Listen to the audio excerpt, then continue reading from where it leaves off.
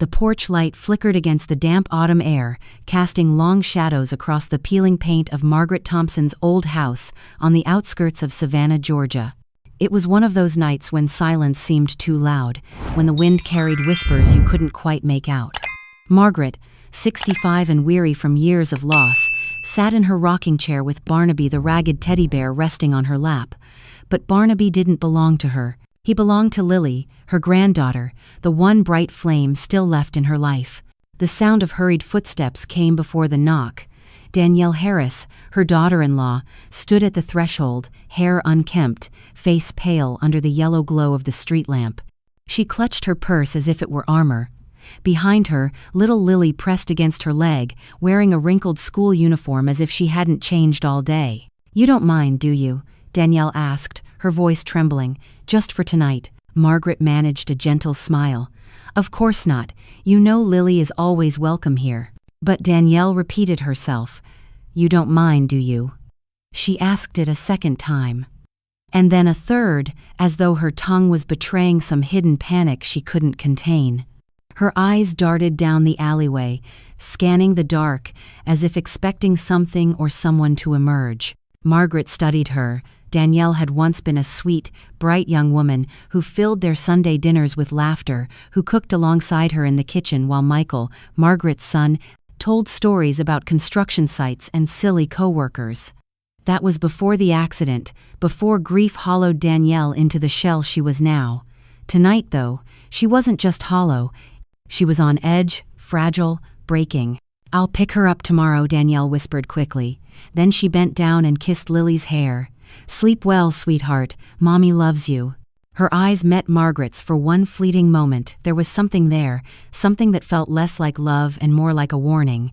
Then Danielle turned sharply and disappeared into the shadows. The street lamp buzzed above the empty sidewalk. Margaret bent down, extending her hand. "Come inside, darling. Grandma made soup." The kitchen smelled of chicken noodle, the kind Michael had loved as a boy. Margaret placed the steaming bowl in front of Lily, but the child only stared into it, eyes glassy and distant. Her small hands clutched Barnaby like a life preserver. "Not hungry, Grandma," Lily murmured, her voice so soft it almost dissolved into the hum of the refrigerator. Margaret's heart clenched. This was not the lively little girl who used to chatter about picture books and playground games. This was a shadow of her former self. She wanted to press, to ask what was wrong, but something in Lily's eyes, the weight, the exhaustion, stopped her. Instead, she let the television play cartoons in the background, hoping color and sound might soothe the child. But Lily barely blinked, curled on the sofa, eyes fixed somewhere far away. The flickering blues and pinks danced across her pale face, but they couldn't reach her. Margaret sat beside her, resisting the urge to ask, resisting the dread rising inside her chest. Maybe time, she thought. Maybe Lily just needs time to feel safe again. That night, Margaret prepared the old daybed in her room. The rocking chair Michael once built for her stood silently in the corner. Lily lay down facing the wall, Barnaby tight in her arms. In the stillness, Margaret could hear each of her granddaughters' sighs, long, heavy, the kind of sighs an adult makes after carrying too many burdens. They echoed Margaret's own nights after Michael's funeral, when her heart beat against silence like a drum of grief. Near midnight, Margaret awoke to muffled sobs. Lily's small body twisted under the blanket, lips trembling. "Grandma, I'm so scared. Don't leave me." Margaret reached over, stroking her hair, whispering, "I'm here, my love. I'm not going anywhere." But Lily's eyes never opened. She remained trapped in a nightmare, brow furrowed, breaths sharp. Margaret lay awake for the rest of the night, the sound of her granddaughter's whimpers burrowing into her chest like icy thorns.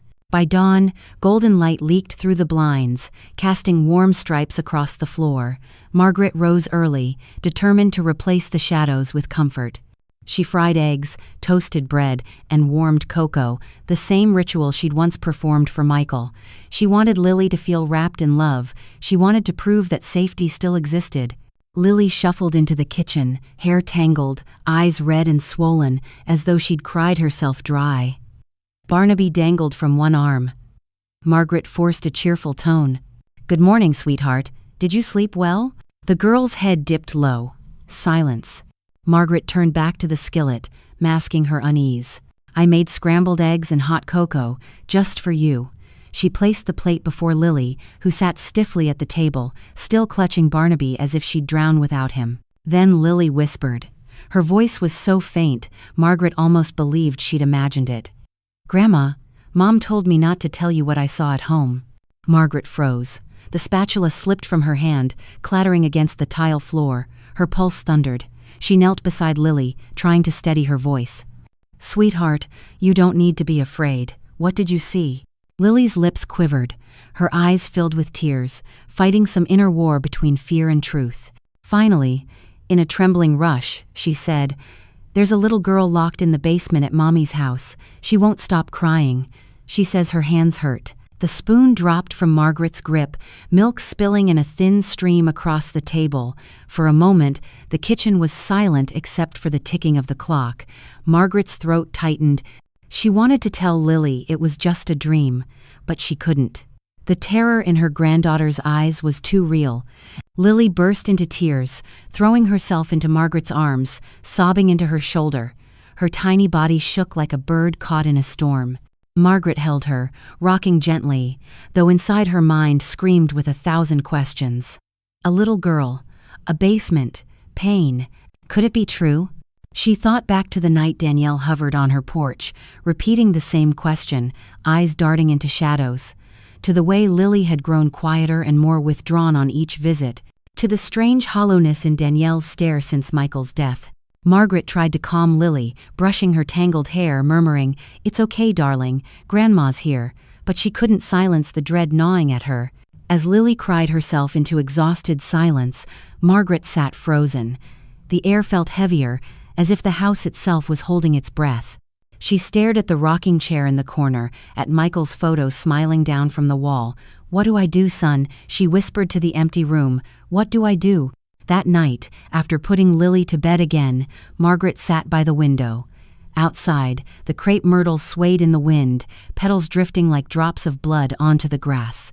The street lamp flickered, and for the first time in years, she felt true fear, not just the ache of loss, but the terror of knowing something sinister lurked close, hidden in plain sight. She could dismiss it as a child's nightmare. She could protect her fragile peace and say nothing, but the image of a nameless little girl locked in the dark pressed against her conscience like a blade. Lily's whisper echoed in her mind, refusing to let her rest. "There's a little girl locked in the basement." The faint cry Margaret thought she'd heard the night before lingered in her memory like smoke that refused to clear. When she awoke the next morning, sunlight poured through the blinds, illuminating the crepe myrtles outside, their red petals scattered across the yard like drops of blood. Yet the warmth of the day did nothing to ease the chill lodged deep in her chest. Margaret brewed coffee, her hands trembling slightly as she poured it into the chipped mug Michael had once given her on Mother's Day. Lily sat at the table, still clutching Barnaby, her small shoulders hunched forward. The child barely touched the toast Margaret set in front of her. Margaret studied her carefully. "How are you feeling today, sweetheart?" "I'm fine," Lily whispered automatically. Margaret wanted to press, to ask again about the basement, but she knew better than to corner the child. Trauma had its own timeline, its own language. Instead, she gently changed the subject. "We'll walk to school today. Would you 11 at 7? Lily nodded faintly. The walk to the small elementary school on the east side of Savannah felt heavier than it should have. The gravel path crunched beneath their feet, birds sang in the distance, yet every sound seemed muted under Margaret's gnawing dread. Lily walked silently beside her, Barnaby clutched in her arms even though the bare seams were splitting, and at the school gate, Margaret crouched to kiss. Lily's eyes lifted briefly, glimmering with something unspoken. She hesitated, then tightened her hold on Barnaby before turning away. Margaret C.N., the fitter.S, inside the teacher's lounge, the scent of chalk and paper clung to the air. Miss Jenkins, Lily's teacher, greeted her with polite curiosity. She was a woman in her 40s, her hair pinned neatly. "Mrs. Thompson," she said softly. "Is everything all right?" Margaret lowered her voice, almost whispering. "Miss Jenkins, I need to ask you something. Have you noticed any changes in—" The teacher sighed, her brow furrowing. "Yes, she's quieter. She startles easily. Sometimes she stares at nothing during lessons." She hesitated before continuing.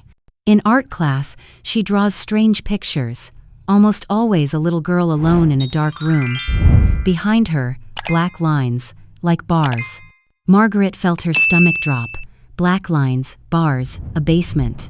Her hands gripped the strap of her purse until her knuckles whitened. Do you think it's something more than just imagination? Miss Jenkins chose her words carefully. I can't say for certain, but I am worried.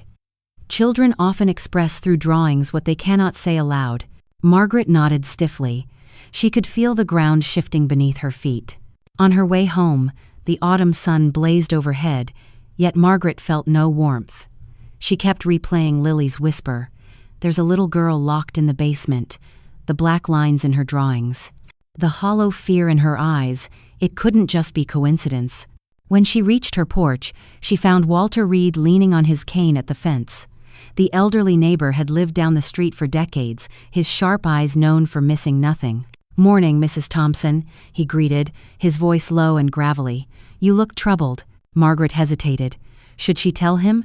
The fear of sounding like a mad old woman warred with her instinct to confide. At last, she spoke.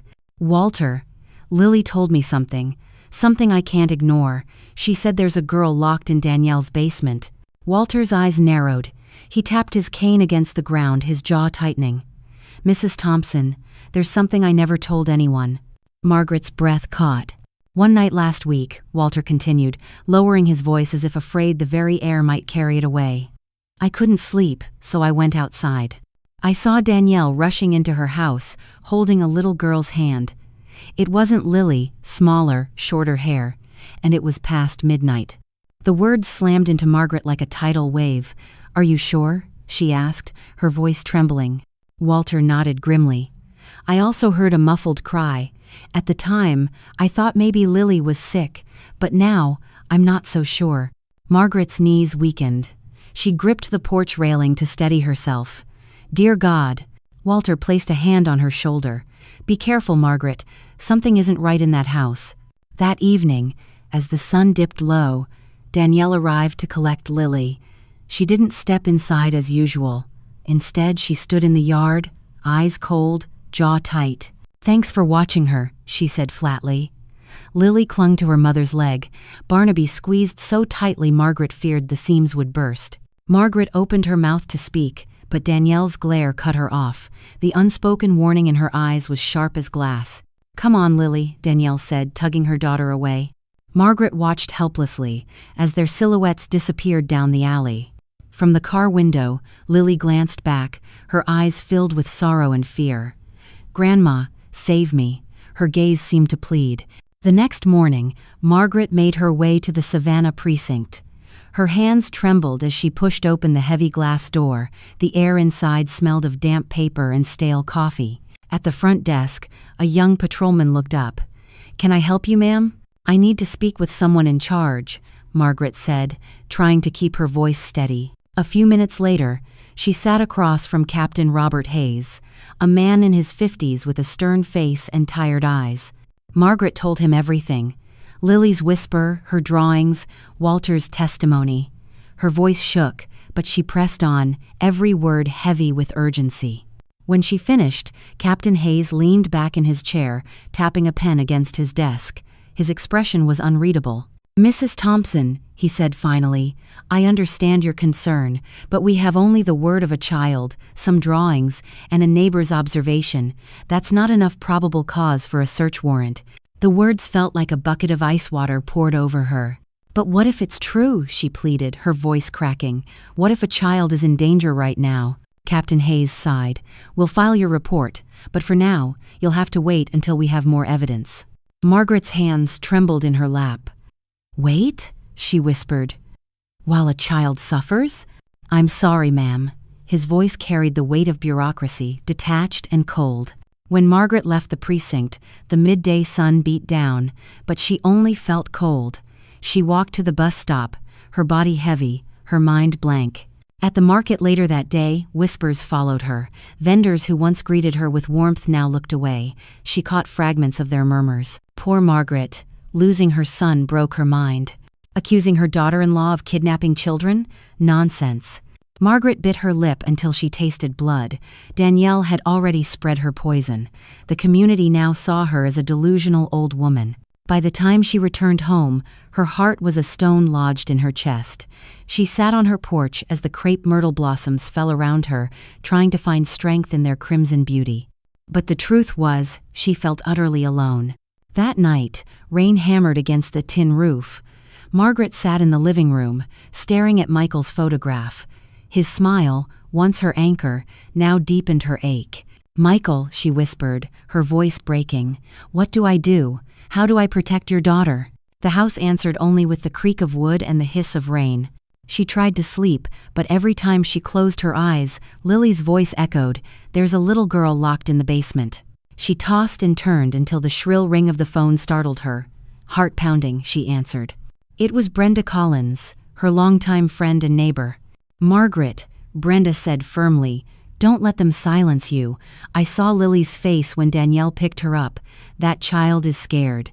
If you give up, you'll regret it forever." Margaret clutched the receiver, tears brimming. "Brenda, no one believes me." "I do," Brenda said simply. The line went quiet for a moment, but those two words wrapped around Margaret like a lifeline. Margaret's hands shook as she clutched Walter Reed's old cell phone, the screen flickering with grainy black and white footage. The image was simple yet horrifying. Danielle Harris, her daughter-in-law, dragging a small girl across the parking lot of the corner store late at night. The child wore faded pajamas, hair tangled, and her movements hesitant, as though she wanted to pull away. It wasn't Lily. Margaret knew every freckle, every strand of her granddaughter's hair. This child was someone else. Her breath caught. "Dear God," she whispered. "Walter, are you absolutely certain?" Walter's sharp eyes glinted with grim certainty. "I saw it myself. This just proves what I told you. She's hiding something." His voice dropped even lower, gravelly with unease. "That wasn't your granddaughter, Margaret. That was someone else." The weight of truth pressed down on her chest until she thought she might collapse. Every word Lily had whispered replayed in her mind. "There's a little girl locked in the basement. She says her hands hurt." It wasn't a nightmare. It wasn't a fantasy. It was real. Margaret gripped the porch railing for support. This could be enough. They can't ignore this." Walter nodded. "You have to take it to the police. Don't wait another day." The next morning, Margaret dressed carefully, as if preparing for battle. She chose her heaviest coat, wrapped a scarf around her neck, and slipped the phone into her purse as though it were a holy relic. Her hands trembled, but her eyes blazed with determination. Brenda arrived at her door, her face tight with worry. "Are you ready?" she asked. Margaret nodded. "Ready as I'll ever be." Together, the two women walked through the narrow streets of Savannah, the morning fog curling around them like pale fingers. Margaret clutched her bag so tightly her knuckles whitened. She could feel Michael's photograph, tucked safely inside, pressing against her heart as if her son were walking beside her. When they entered the precinct, the same heavy air met them: coffee, damp paper, the echo of typewriters and voices. The young patrolman at the desk recognized Margaret. Surprise flickered across his face, then skepticism. "I need to see Captain Hayes," Margaret said firmly. A few minutes later, Margaret and Brenda sat across from the captain. Robert Hayes leaned back in his chair, weary eyes fixed on her. "Back again, Mrs. Thompson?" he asked, voice flat. Margaret wasted no time. She pulled Walter's phone from her purse, her hands steady despite the thunder of her pulse. "Sir, I have proof." She pressed play, turning the screen toward him. The grainy video unfolded, Danielle rushing with the small girl into the darkness. Margaret's breath held as the seconds ticked by. When it ended, silence filled the room. Captain Hayes narrowed his eyes. He leaned forward, replaying the clip, studying the details: the child's stumbling steps, Danielle's rigid grip. His tapping pen stilled. "That's not your granddaughter," he murmured. "No," Margaret said quickly. "That's someone else. And Lily told me there's a girl in the basement. This proves she wasn't imagining things." Brenda leaned forward, her voice sharp. "How much more do you need, Captain? That girl could be in danger right now." The captain's jaw tightened.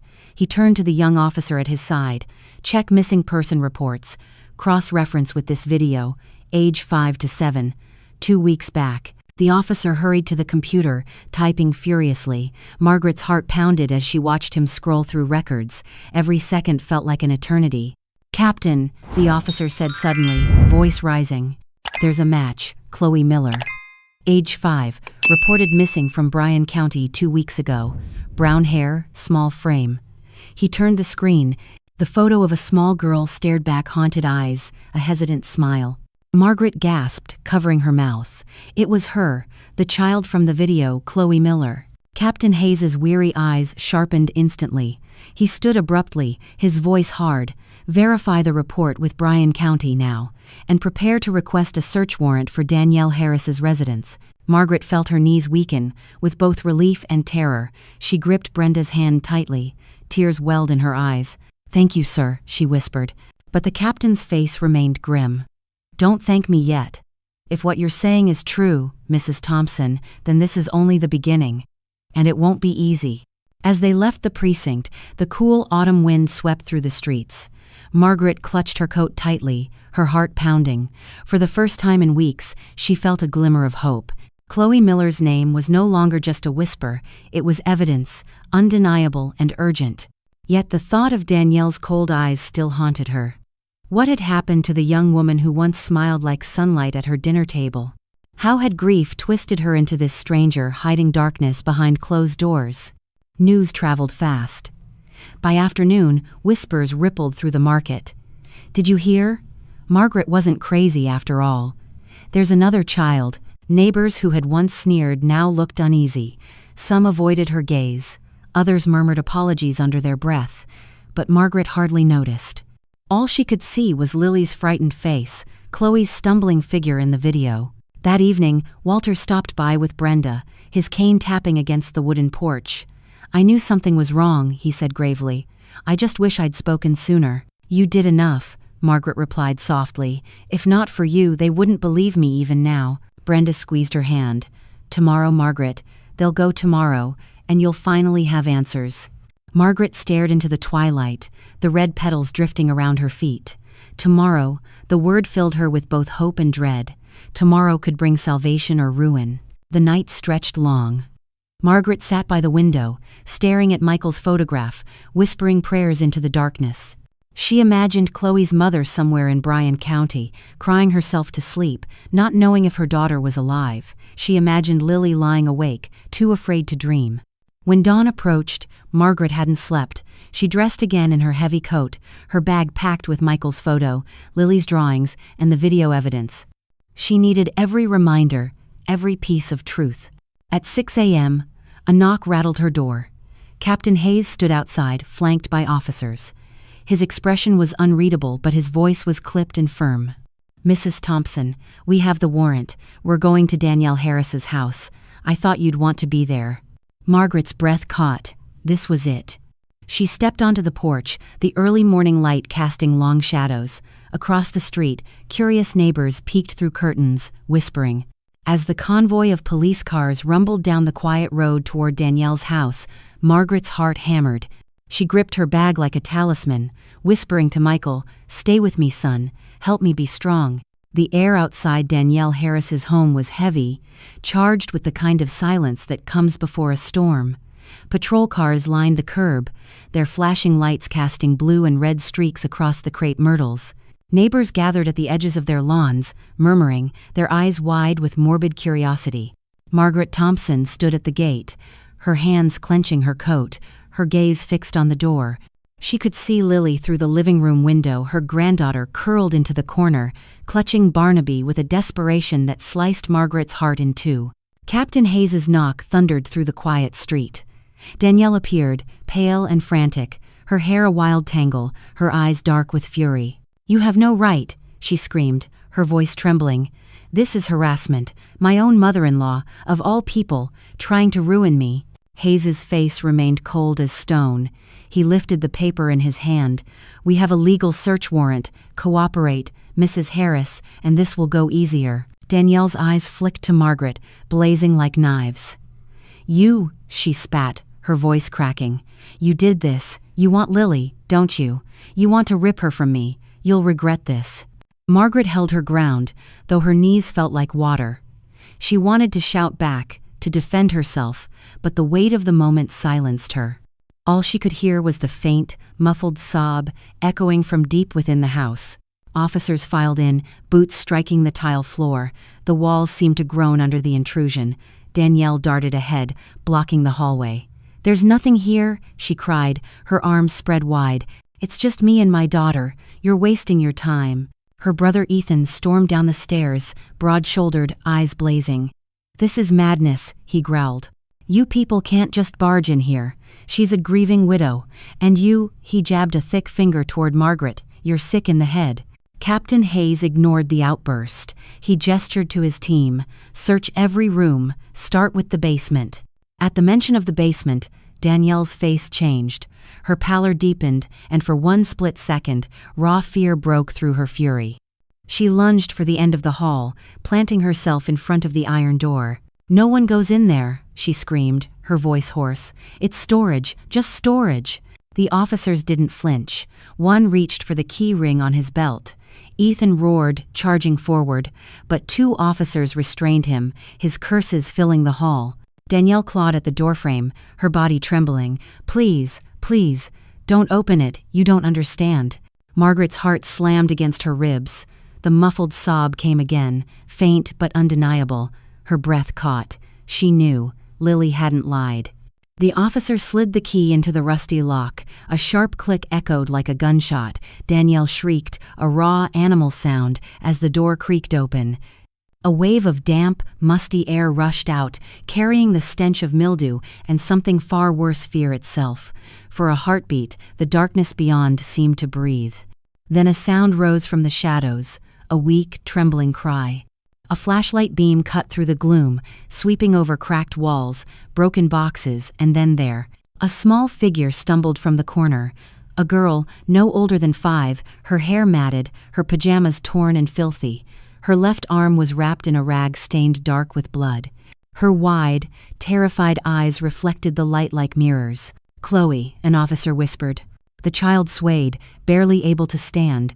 Then she collapsed forward into the arms of a female officer who lifted her gently, cradling her as though she were made of glass. "Call EMS now," the officer shouted. Margaret staggered back, gripping the wall for support. Tears blurred her vision. Lily's whispers replayed in her mind. "She says her hands hurt. She won't stop crying." The truth stood before her, trembling, alive but broken. Gasps rippled through the neighbors at the doorway. "My God," someone murmured. She was telling the truth.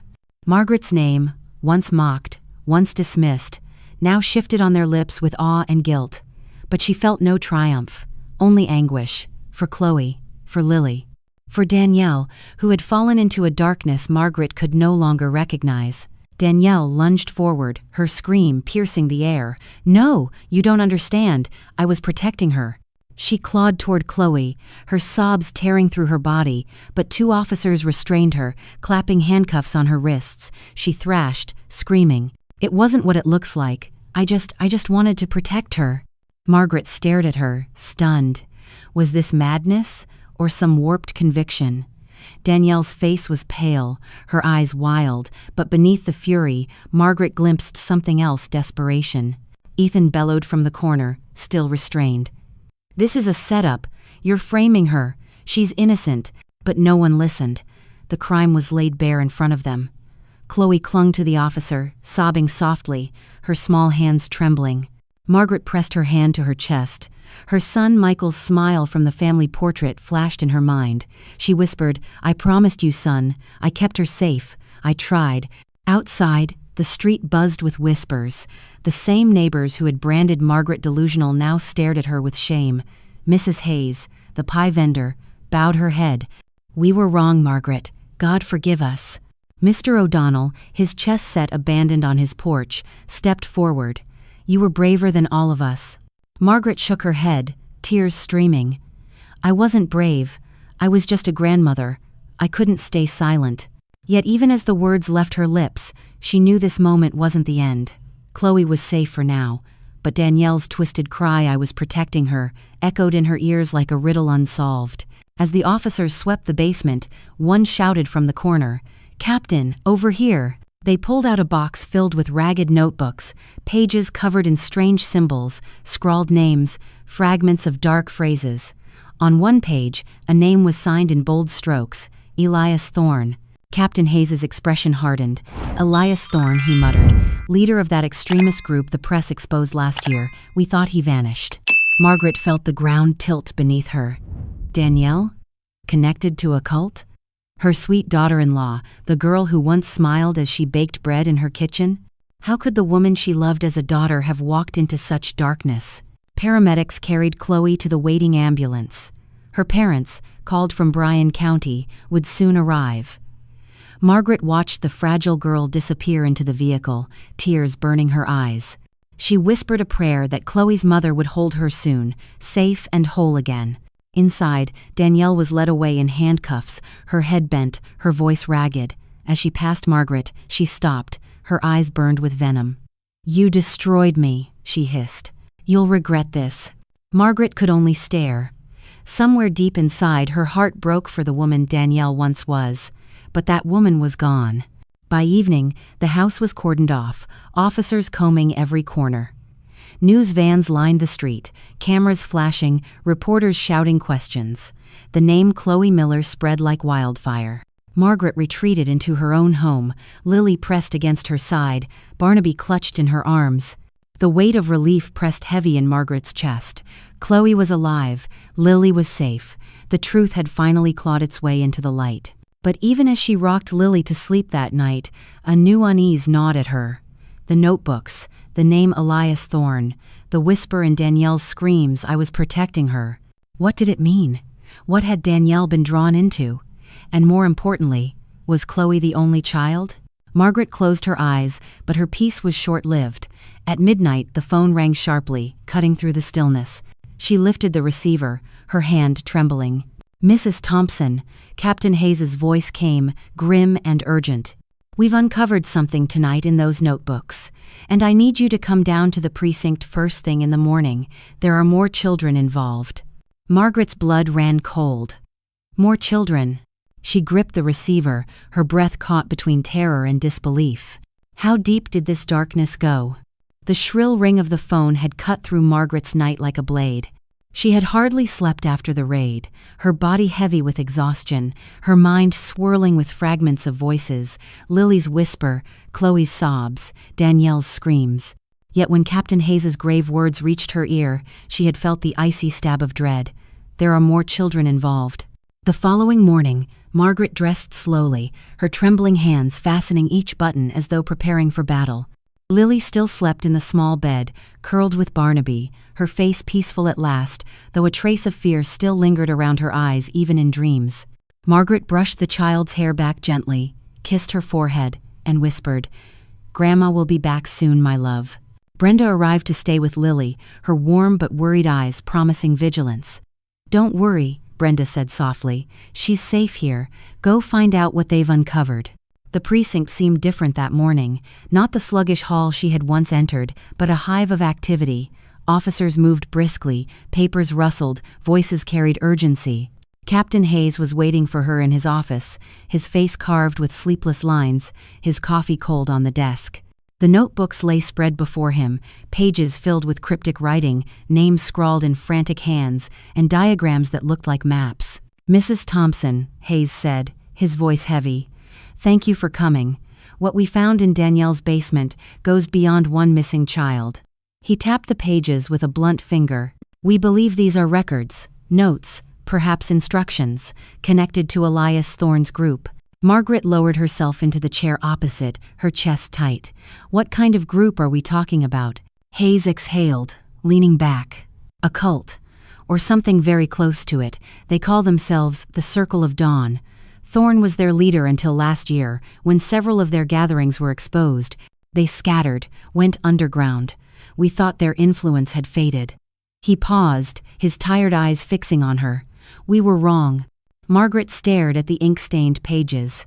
Among the scribbles were children's names, some crossed out, others circled. Ages. Small notes beside them, obedient, resistant, silent. Her stomach twisted. "Dear Lord," she whispered, "these are children?" "Yes," Hayes said grimly.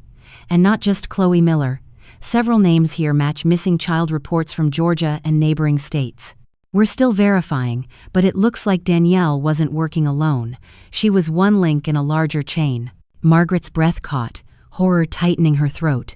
Danielle, her daughter-in-law, once a bright, laughing woman reduced to a cog in something monstrous. She remembered Danielle's scream from the night before. I was protecting her. What had she meant? Protecting Chloe from whom? Hayes's voice softened slightly. I know this is painful for you, Mrs. Thompson, but your persistence has given us the key to a much bigger case. We believe children are still being held, somewhere. The words pressed into her like stones. She gripped the arms of the chair. Then you have to act quickly. Every hour matters. Hayes nodded. We are. Federal investigators are involved now. But we need more than scattered notes. We need to know where they are. He pushed one notebook toward her. This page was found with Danielle's handwriting. Do you recognize any of these addresses? Margaret leaned closer, her eyes tracing the list. 3 addresses were scribbled in shaky penmanship. One was a motel on the outskirts of Savannah. Another, an abandoned farmhouse outside Statesboro. The third, a storage facility off the interstate. Her pulse quickened. The farmhouse. She knew it. Michael had once driven past it with her years ago, pointing to the collapsed roof. That place is cursed, he had joked. Her hand shook as she tapped the page. This one. I know this house. It's empty. Everyone in town knows it. Hayes's jaw tightened. Empty houses make convenient cages. He stood abruptly, snapping orders to his officers. Get a unit to Statesboro, discreetly. We don't alert them until we're ready. Margaret sat frozen, her mind spinning. More children, an old farmhouse, Danielle's notebooks. She wanted to look away, but she couldn't. She had opened a door, and now she was standing on the edge of something much darker than she had imagined. Hours passed as the investigation unfolded. Margaret stayed at the precinct, waiting, her heart beating unevenly. She heard radio chatter, footsteps, the sharp ring of phones. At one point, she stepped into the hallway for air, her gaze catching on a bulletin board lined with missing child posters, smiling faces, wide eyes, names she had never known, her chest constricted. Each one could have been Chloe. Each one could have been Lily. By afternoon, an officer hurried toward Hayes's office, his face pale. Margaret watched as he whispered quickly. Hayes's eyes darkened, and he dismissed the man with a nod. Then he turned back to Margaret. We found something, he said quietly. Her heart stuttered. Children? Hayes paused, choosing his words carefully. Not yet, but the farmhouse shows signs of recent activity. Footprints, food wrappers, toys. He slid a photo across the desk, an old, dirt-streaked doll lying in the corner of a rotting floorboard. Its glassy eyes stared upward, accusing. Someone was there, recently. Margaret pressed her hands to her mouth. She could almost hear children's voices, laughter turned to sobs, echoing through the hollow rooms. Hayes leaned forward. We'll raid the site tonight, quietly. If Thorne's group is using it, we can't risk spooking them. We want to catch them, and more importantly, rescue whoever might be inside. Margaret's instinct screamed that she needed to go. She had been at Danielle's house, had seen Chloe with her own eyes. She couldn't sit behind while another child suffered. But Hayes shook his head when she asked. This is dangerous, he said firmly. I can't bring civilians. You've done your part. Still, that evening, Margaret found herself pacing her living room, unable to sit, her mind heavy with images of the doll, the notebooks, Danielle's twisted face. Brenda sat with her, knitting silently, though her eyes flickered with the same worry. Lily slept upstairs, though even in slumber, she clung to Barnaby as though the bear alone could guard her. As the night dragged on, Margaret finally sank into her chair, exhaustion pressing down. She prayed aloud, whispering for the children, for Chloe, for her son Michael's strength to carry her through. Just after midnight, her phone rang again. She snatched it up, her heart hammering. Captain Hayes's voice was clipped, urgent. Mrs. Thompson, we raided the farmhouse. It was empty, but we found more notebooks. And this time, the notes mention your granddaughter by name. Margaret's breath seized in her chest. Lily? She whispered.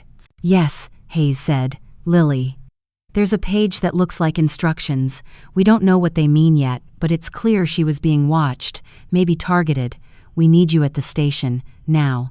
The line went dead before Margaret could respond. She stared at the silent receiver, her blood pounding in her ears. She looked toward the staircase, where her granddaughter slept peacefully, unaware. Barnaby clutched in her arms. Her knees nearly buckled under the weight of realization.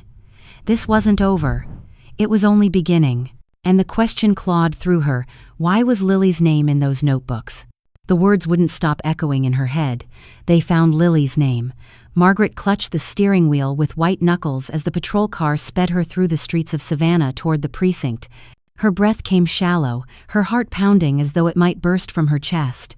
She had endured many storms, her husband's death, Michael's accident, Danielle's unraveling, but nothing had prepared her for this. Inside the precinct, the atmosphere was taut, electric, as though everyone knew they stood on the edge of something vast. Captain Hayes ushered her into his office without a word, his jaw set. A stack of the newly recovered notebooks lay open across the desk. He pointed to a page. The ink was messy, scrawled in haste, but the letters were unmistakable. Lily. Written twice. Once with a small star drawn beside it, the other circled with heavy strokes. Beneath, fragments of instructions. Keep close, silence her, grandmother obstacle. Margaret's stomach dropped, her knees weakened, and she had to grip the edge of the desk to steady herself. "My God," she whispered. They were watching her, planning something. Hayes's voice was low but steady. "That's what we believe. The cult doesn't just abduct children randomly. They target. For reasons we're still trying to piece together, your granddaughter may have been marked." Margaret shook her head fiercely. No, she's safe. She's with Brenda right now. She's just a child." "She is safe," Hayes said firmly. "But this shows they know who she is. They know where to look. And that means we can't treat her as just another child. She may be central to whatever they're planning." Margaret felt the room spin around her. She thought of Lily asleep at home, Barnaby in her arms, her breath soft and even. She thought of Danielle's words, screamed through tears. "I was protecting her." For the first time, those words didn't sound like madness. They sounded like fear. "Why?" Margaret whispered. "Why, Lily?" Hayes rubbed his temples. "That's what we're working to uncover. There are mentions of Elias Thorne throughout the notes. He preached about purity, innocence, vessels for light. It's delusional rhetoric, but dangerous. They believe certain children are chosen for their rituals. Whether symbolic or something darker, we don't yet know." Margaret pressed a trembling hand to her chest. Her son's daughter. Michael's little girl. Targeted by monsters. The hours blurred. Margaret sat with Hayes and 2 federal agents who had arrived from Atlanta, combing through the notebooks. They spoke in clipped tones, using words like network, operatives, locations. She tried to follow, but every time her eyes landed on Lily's name inked on the page, the world shrank again to the small girl asleep in her house, unaware of the storm rising around her. By evening, Hayes pulled Margaret aside. "Listen. We're assigning officers to watch your home. Brenda can stay with Lily, but she won't be alone. Do not leave her unattended. Not for a moment. Until we know more, she is a potential target." Margaret nodded numbly, though fear pressed hard into her ribs. She had fought for Lily's safety once already, against disbelief, against Danielle. But this was larger, darker, something that reached far beyond their family. That night, back at the house, 2 patrol cars sat quietly at either end of the street, their presence both comforting and ominous. Margaret stepped into the living room where Lily sat cross-legged on the rug, drawing in a notebook. Barnaby rested beside her. "Grandma, look," Lily said softly, holding up the paper. It was a picture of 2 girls holding hands under a bright Sunday. One was clearly her, the other had shorter hair and wore pajamas. "Chloe." Margaret's throat tightened. She sat beside her, stroking her hair. "That's beautiful, sweetheart." "She said she wants to play again," Lily murmured, her crayon pausing. "She said the basement was dark, but now it's not. She said she's not alone anymore." Margaret blinked, unsettled. "Who said that, darling?" Lily hesitated, then looked up with eyes too solemn for a child. "Chloe, she told me, in my dream." Margaret forced a smile, though her chest grew colder. Dreams can be powerful things. But that night, long after Lily was asleep, Margaret sat in her rocker staring at the drawing. She wondered if it was only a dream or something more, some silent thread binding these children together. The following day, Hayes called her back to the precinct. Another notebook had been decrypted, and what they found sent ripples of unease through the team. Inside were sketches of symbols, circles, and lines that looked like maps, converging on Savannah's outskirts. In one, scrawled beneath, was a single phrase: "The Gathering, Harvest Moon." Margaret felt the hairs rise on her neck.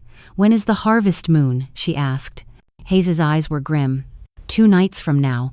"They believe something is planned," he explained. "A ritual, perhaps a meeting. Whatever it was, it involved children. Chloe might have been just the beginning, and Lily's name was in their book." Margaret sat in silence, the ticking clock loud in her ears. She thought of Danielle again, screaming that she had been protecting Chloe. Perhaps Danielle wasn't just complicit. Perhaps she had tried to shield Lily from something larger, something she couldn't fight. Hayes leaned close. "Mrs. Thompson, I need you to be honest with me. Did Danielle ever mention new friends, meetings, strange gatherings?" Margaret searched her memory, digging past years of dinners, conversations, Danielle's slow withdrawal after Michael's death. She remembered hushed phone calls, excuses to work late, times she dropped Lily off with trembling hands. She had written it off as grief, as exhaustion, but perhaps it had been something else entirely. "Yes," Margaret said slowly. She was often nervous, always looking over her shoulder. "I thought it was just sorrow, but maybe it was fear." Hayes nodded grimly. Fear of Thorne's people, fear of what she was caught in, and now, it seems, they want Lily. The words struck Margaret like a physical blow. She gripped the table to keep from swaying. "You have to stop them, please, whatever it takes." "We're preparing," Hayes said, "but you must prepare too. If they move before the harvest moon, your house will be their first stop. Do not let Lily out of your sight." That night, Margaret locked every door, checked every window, and kept Lily beside her. Brenda slept in the guest room, her knitting needles forgotten, a shotgun her late husband had once owned propped near the bed. Outside, the patrol cars idled, silent sentinels. Still, Margaret couldn't shake the feeling that something was pressing closer, creeping like a shadow through the edges of her world. She sat awake until dawn, Michael's photo beside her, whispering prayers into the silence. On the second evening, one of the officers stationed outside knocked urgently on her door. "Mrs. Thompson," he said, his voice low. "We just intercepted a vehicle circling the neighborhood. They drove past your house twice, slow. When we moved to follow, they sped off. Georgia plates, registered to a known associate of Elias Thorne." Margaret's breath froze. She glanced toward the living room where Lily sat coloring quietly, humming under her breath. A fragile piece, threatened by unseen hands. She turned back to the officer, her voice shaking. "They know, don't they? They know she's here." The officer didn't answer, but the silence was confirmation enough. That night, Margaret couldn't sleep. Every creak of the house, every brush of wind against the shutters, made her jump. She sat in the rocker beside Lily's bed, Barnaby tucked under the child's arm, watching her breathe, memorizing the rise and fall of her chest as though it might vanish at any moment. In the early hours, as the first gray light seeped into the room, the phone rang again. Hayes's voice was sharp, urgent, cutting through her exhaustion. "Mrs. Thompson, listen carefully. We've just intercepted a communication from within Thorne's group. They're moving sooner than we thought. Tonight, not 2 nights from now. They're coming." Margaret clutched the receiver, her pulse thundering. "Coming where?" Hayes's voice dropped. "For the children. And your house is on their list." Margaret stared at Lily sleeping peacefully, unaware of the darkness encircling her. Her hand shook violently, the receiver slick with sweat, and one question rang louder than all others. How could she protect her granddaughter when the storm finally arrived at her door? The sky that evening was bruised purple, heavy with clouds that promised rain. Margaret Thompson could feel the weight in her bones before the first drop fell. She sat at the dining table, Lily drawing quietly beside her, Brenda knitting by the lamp. Outside, 2 patrol cars remained at either end of the street, their presence both a shield and a reminder of what lurked beyond. Margaret's hands were restless, her eyes darting constantly to the window. Hayes's call from dawn still echoed in her mind. "They're coming, tonight." She tried to keep her voice steady for Lily's sake, but every time the child looked up with those wide, innocent eyes, Margaret felt the sharp stab of terror. Lily's name was in their notebooks. She wasn't just in danger, she was wanted. Around 9, Hayes himself arrived at the house, accompanied by 2 federal agents in plain clothes. His coat was damp with rain, his face grim. "We've picked up chatter," he said in a low voice. "Vehicles moving between rural roads. It's scattered, but the timing fits. They'll try something before midnight." Margaret's stomach twisted. "Here?" Hayes didn't hesitate. "Yes, you were right before, Mrs. Thompson. We won't underestimate you again. We believe they'll target this house directly. You're the obstacle. They want Lily." Brenda gasped softly, her knitting needles clattering to the floor. She reached instinctively for Lily, who sat cross-legged on the carpet with Barnaby, oblivious to the storm brewing in the room. "We'll protect her," Hayes said firmly. "But you need to be ready. Stay with her. Don't open the door to anyone. If we tell you to move, you move quickly." Margaret nodded, her throat too tight for words. She felt Michael's presence in the room, as if her son's spirit were standing behind her chair. She whispered silently, "Help me protect her, son." The rain began around 10, a steady drumming on the roof. The neighborhood was cloaked in shadow, most houses already dark. Margaret peeked through the blinds and caught the flash of headlights slowing at the corner before disappearing again. Her heart lurched. Were they circling, watching? At 10:30, one of the officers stationed outside knocked sharply. "Movement in the woods behind the house," he reported. "Could be nothing, could be them." Hayes snapped orders, the agents taking positions at the back and sides of the property. Margaret gathered Lily into her lap, rocking her softly as though she were still a toddler. Lily clung to Barnaby, her small body trembling without knowing why. "Grandma, why are there so many police?" she whispered. Margaret pressed her lips to her granddaughter's hair. "Because they love you, sweetheart. They're here to keep you safe." The clock ticked past 11. The storm outside grew heavier, wind rattling the shutters. Margaret sat rigid, every muscle tense. The waiting was unbearable, like listening for footsteps you know are coming, but not knowing when they'll arrive. Then, just before midnight, the power went out. The house plunged into darkness, the sudden silence of appliances cutting like a blade. Lily whimpered, clutching Barnaby tighter. Brenda grabbed a candle from the mantel, her hands shaking as she lit it. The flickering flame cast long, wavering shadows across the walls. Hayes's voice was sharp in the darkness. "Stay calm. Backup generator should kick in." He raised his radio. "Report. Anyone see movement near the breaker?" Static crackled. Then a voice. "We've got men in the woods. At least 3. They cut the lines." Hayes swore under his breath. "They're here." Margaret felt her blood run cold. The cult, Thorne's people, outside her home, circling like wolves. The next minutes blurred into chaos. Officers moved quickly, flashlights cutting through the dark. A loud thud rattled the back door, then another, as if someone were testing the lock. Lily screamed, and Margaret tightened her arms around her. "Stay down," Hayes barked. He and one agent took position by the back door, weapons drawn. Another officer covered the front. The storm roared outside, lightning flashing, illuminating the silhouettes of figures moving at the edge of the yard. Brenda clutched Margaret's arm. "They're trying to break in." Another crash shook the side of the house. A window splintered in the kitchen, shards of glass scattering onto the tile. An officer fired a warning shot, the gunfire exploding like thunder. Screams echoed back from the yard, then silence. Margaret's heart hammered so loudly she thought it might burst. She could barely breathe, but she refused to loosen her hold on Lily. The child buried her face in her grandmother's shoulder, whispering, "Grandma, don't let them take me. Please don't." "I won't, my love," Margaret whispered fiercely. "Not ever." Minutes dragged like hours. The attackers tested every weak point, pounding at doors, rattling shutters, smashing at windows, but the officers held their ground. At one point, Margaret caught sight of a figure through the glass hooded, drenched in rain, standing unnaturally still as if watching her. His face was shadowed, but his presence chilled her blood. She turned away quickly, shielding Lily from the sight.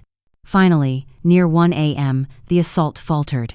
The silhouettes retreated into the woods, their movements swallowed by the storm. Hayes gave cautious orders, teams sweeping the perimeter. They found boot prints in the mud, evidence of at least half a dozen men, but they were gone. Inside, the silence was deafening. Only the sound of Lily's soft sobs and the rain against the roof remained. Brenda exhaled shakily, collapsing into a chair. "Lord have mercy," she whispered. "We almost lost her." Margaret's hands still shook violently, but she forced her voice calm for Lily's sake. She stroked her hair, whispering lullabies until the child's sobs softened into hiccups. But inside, Margaret's fear only deepened. This was no longer speculation. Thorne's followers had come to her door, and they would come again. At dawn, Hayes stood at the porch, his coat soaked, his face pale with exhaustion. "We drove them off tonight," he said quietly. "But they'll regroup. They won't stop." Margaret stood in the doorway, Lily asleep against her shoulder. Her voice was hoarse but steady. "Then we don't wait for them, we find them first." Hayes studied her, his weary eyes searching hers. "That's exactly what we're planning. We traced one of the vehicles that fled. It led to an abandoned property outside the city. We think it may be a meeting site." Margaret swallowed hard. "And Lily's name in the notebook?" Hayes's face darkened. "We believe she's not just on their list. She may be central to whatever ritual they're planning." Margaret's knees nearly gave way. She clutched Lily tighter, whispering into her hair, "I won't let them touch you." Hayes lowered his voice. "Tonight they tested us. Tomorrow, we move on them. But Mrs. Thompson, you need to prepare yourself. What we're about to uncover may be worse than anything you've imagined." Margaret nodded slowly, though her chest ached with dread. She had no choice but to face it. For Lily, for Chloe, for every child whose name might be hidden in those notebooks. That night, as the sun set and the house filled with shadows once more, Margaret sat by Lily's bed, Barnaby tucked beneath the child's chin. The memory of pounding fists on the door, of glass shattering, of hooded figures in the storm, replayed relentlessly in her mind. She closed her eyes, praying for strength, but just as she began to drift, a sound from outside froze her blood. Not fists, not footsteps, a single hollow knock at the back door. Hayes had promised the police were still stationed outside, but this knock came too soft, too deliberate, almost like a signal. Margaret rose slowly, her heart hammering, and moved toward the kitchen. The rain had stopped. The world outside was eerily still. She approached the door, every step a drumbeat of fear. The knock came again, and a voice whispered through the wood, low and rasping, "We're not finished, Margaret. She belongs to us." The voice at the back door had drained the blood from Margaret's face. She froze, her hand hovering over the knob, every instinct screaming not to open it. Hayes and his men had swept the property, posted guards at every corner.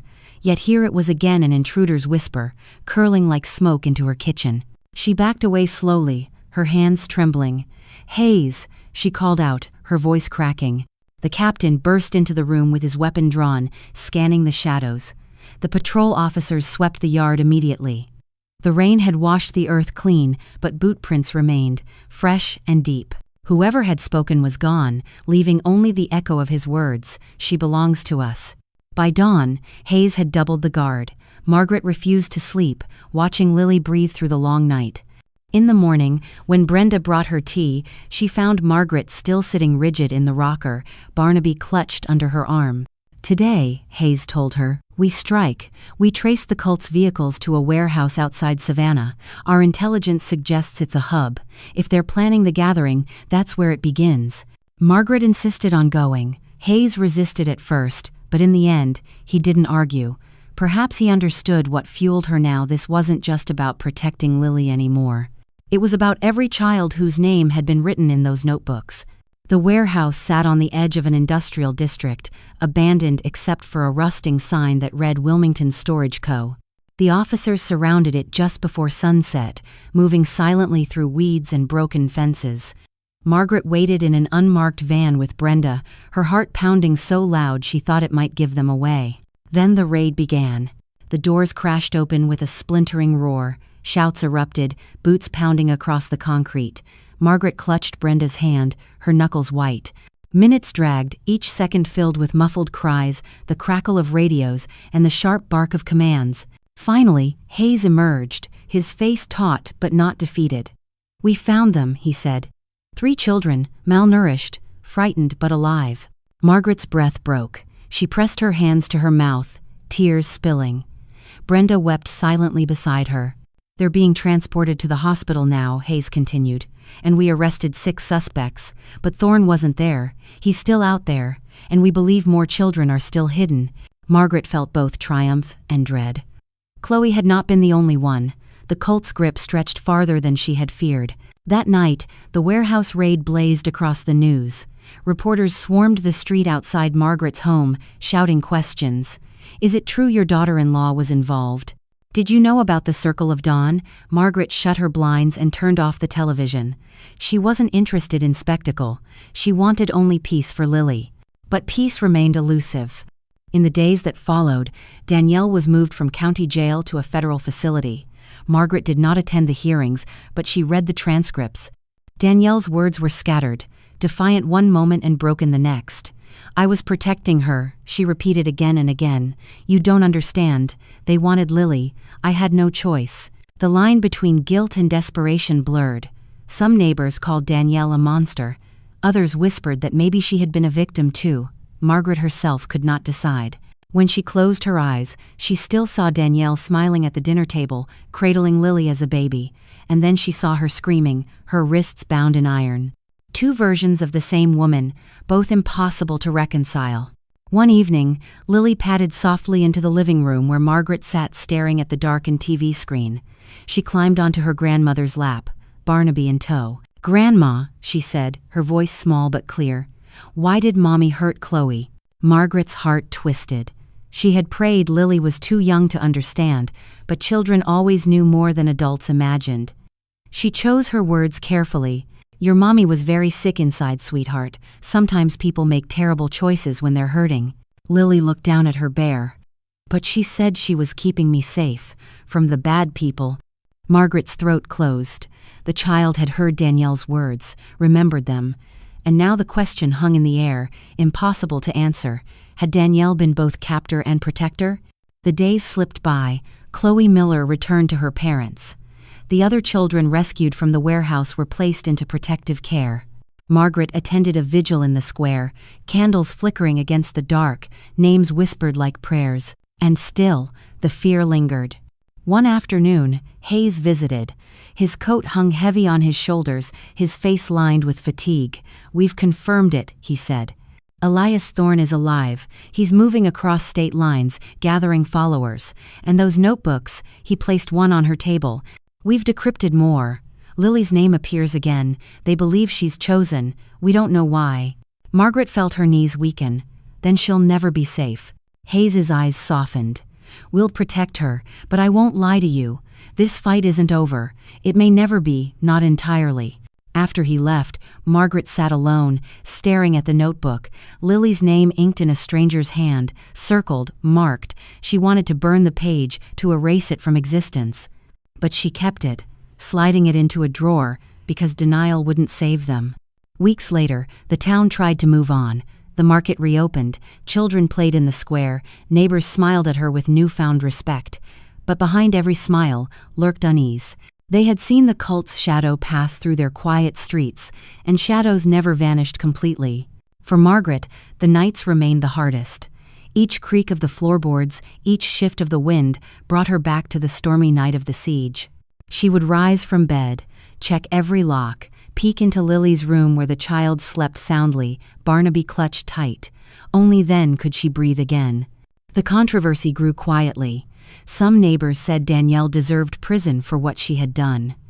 Others whispered she had been coerced, that perhaps she had turned against the cult in her own way. The newspapers painted her both as villain and as pawn, sparking arguments in cafes and church pews. Margaret stayed silent.